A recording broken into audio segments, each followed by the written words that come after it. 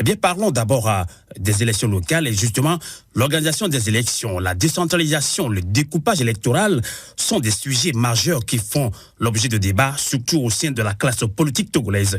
CAP 2015, un regroupement de partis politiques d'opposition et ayant porté Jean-Pierre Fabre, candidat à la dernière élection présidentielle, a dénoncé jeudi dernier, lors d'une conférence de presse, la préparation unilatérale, tronquée, biaisée de la décentralisation. Eh bien, pour aborder les questions sur la décentralisation et le découpage électoral, nous accueillons en ligne, en direct depuis Lomé, Pascal Adoko, premier secrétaire général adjoint de la CDPA chargé des questions politiques.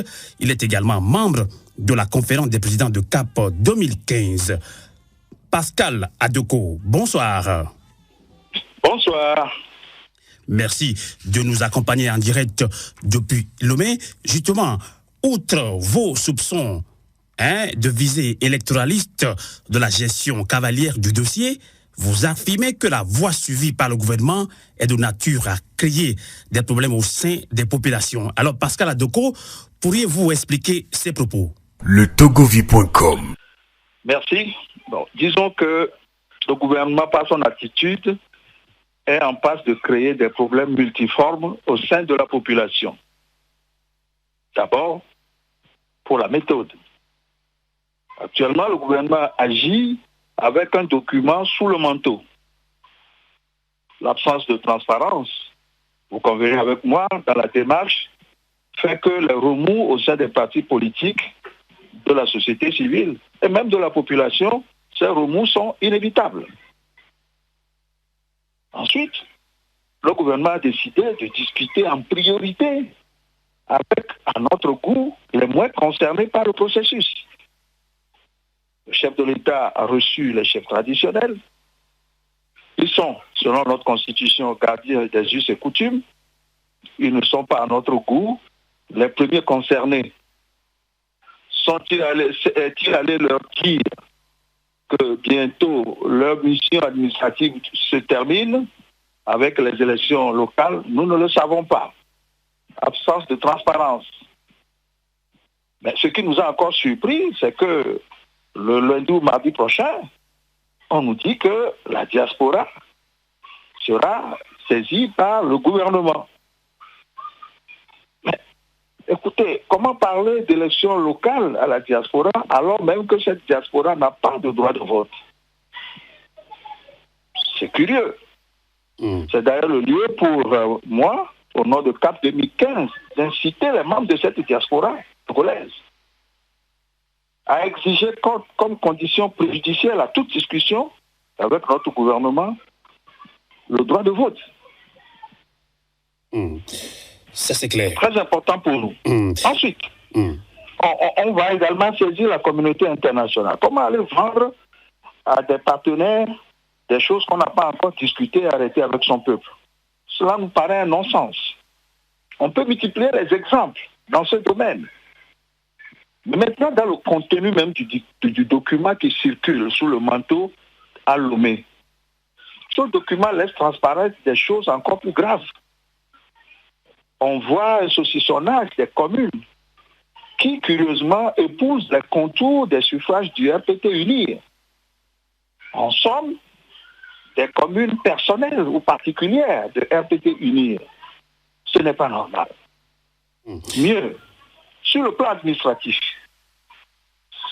ou si vous voulez, du point de vue de la déconcentration, de nouvelles préfectures se créent, suivant la même logique que tout à l'heure, et en faisant fi des fois de la viabilité et des liens historiques, ouvrant la porte à des frustrations ou futures.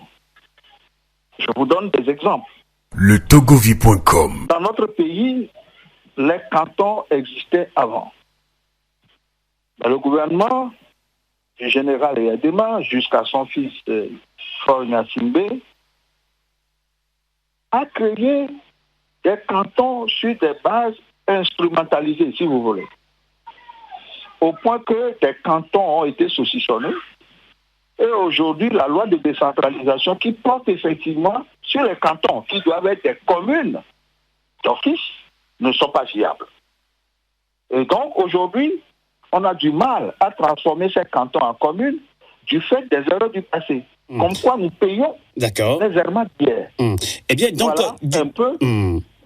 Oui. Le schéma, le pourquoi vous dénoncez ce découpage électoral, eh bien justement, Pascal Adoko, le sentier emprunté par les autorités togolaises semblerait contraire à l'esprit de la Constitution qui ne viserait que 3 catégories de collectivités territoriales. Alors, faut-il s'attendre à une révision constitutionnelle?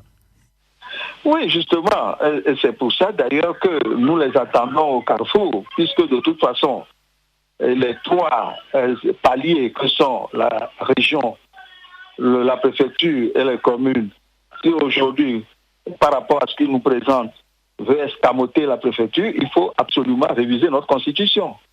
Alors nous disons très bien, nous les attendons et on va en profiter pour faire les autres révisions constitutionnelles, parce qu'on ne va pas aller s'asseoir au Parlement pour réviser que le simple fait d'enlever la préfecture de notre constitution au niveau de la décentralisation. On va en profiter pour regarder en même temps tout ce qui a trait aux réformes constitutionnelles, comme la limitation, la fameuse limitation de mandat, et pourquoi pas les scrutins à tout pour les élections présidentielles. D'accord. Et parlons justement de la déclaration liminaire de Cap 2015 jeudi dernier.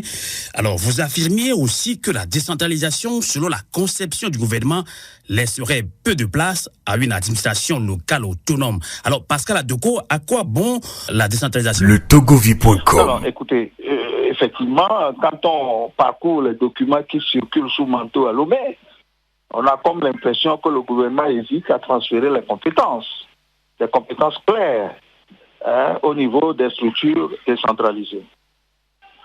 Mieux, nous percevons à travers l'attitude du chef de l'État la dernière fois vis-à-vis des chefs traditionnels, comme s'il veut en faire des auxiliaires ou, si vous voulez, un maillon de la déconcentration du pouvoir central.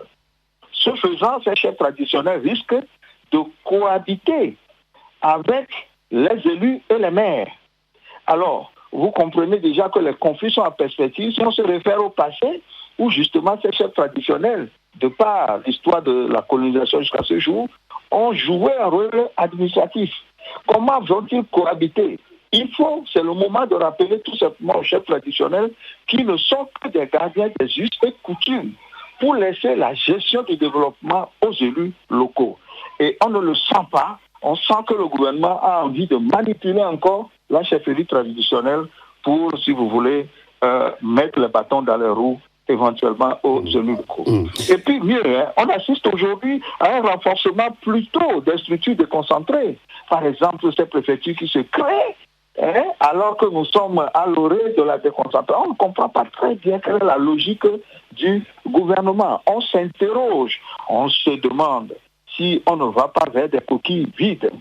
Mais pour CAP 2015, nous devons continuer notre combat pour que le Togo connaisse une décentralisation digne de ce nom. Il n'est pas question d'abandonner ce chantier-là parce que le gouvernement veut biaiser. On l'amènera à retrouver le bon chemin. D'accord.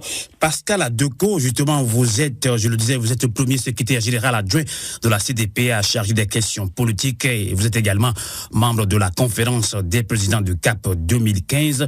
La CDPA fait partie du CAP 2015. Eh bien, dans les différents points sur lesquels vous invitez le gouvernement à engager des discussions avec l'opposition, il y a un grand absent, s'ils font qu'on fasse ce constat, ce sont justement les réformes institutionnelles et constitutionnelles. Alors, ne pensez-vous pas que la réalisation de ces derniers réglerait une grande partie des problèmes évoqués? Le Togovie.com. Vous savez que l'histoire de réformes constitutionnelles, institutionnelles et tout le reste est notre préoccupation, a été toujours notre préoccupation.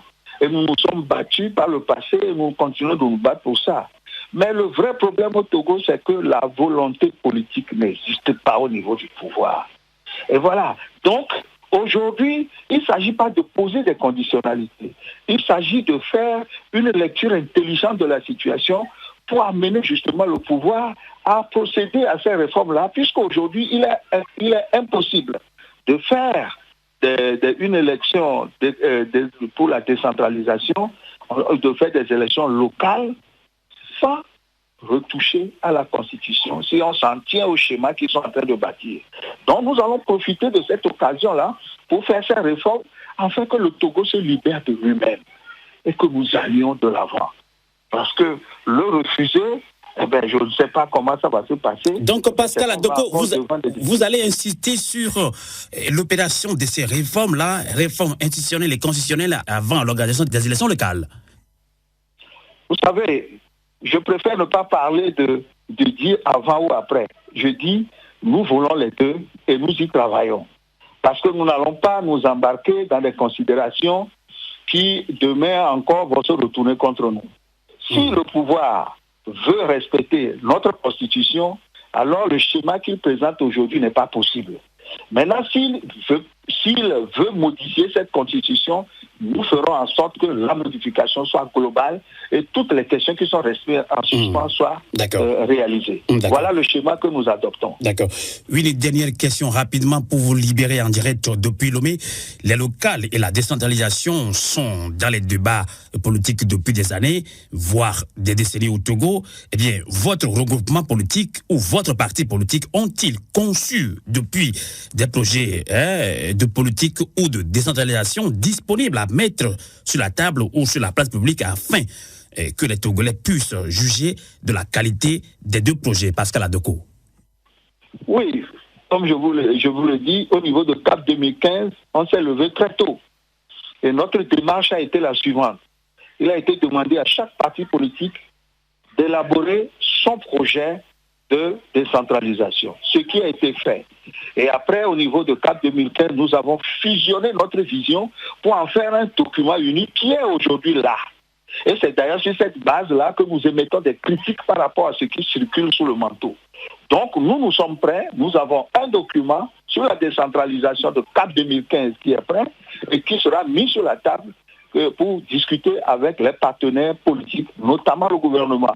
Et c'est ce à quoi nous nous attendons. Et nous déplorons le fait que le gouvernement veuille jouer solo, mais nous n'accepterons pas, on y poussera. Et en ce moment, nous mettrons également sur la place publique notre schéma et le peuple pourra apprécier celui avec lequel nous considérons le développement à la base. Pascal Adoko, pour une minute, un mot à la diaspora togolaise nombreuse à l'écoute de cette émission.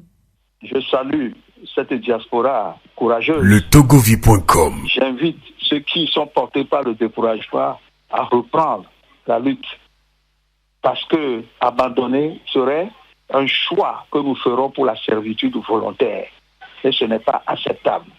Je sais que les conditions de vie à l'extérieur ne sont pas simples.